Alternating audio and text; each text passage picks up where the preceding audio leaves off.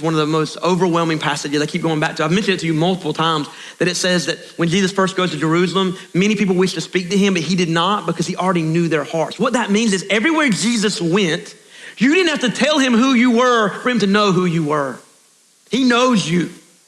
He sees through you. And that seems like a blessing, but what a curse that would be.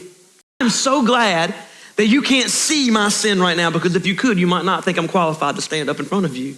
And I'm so glad, look, all of you look beautiful to me. Now, if we could see each other's sin and shame, I think that Jesus could look at these guys and say, I remember when you were 10 years old and you were so in love with God.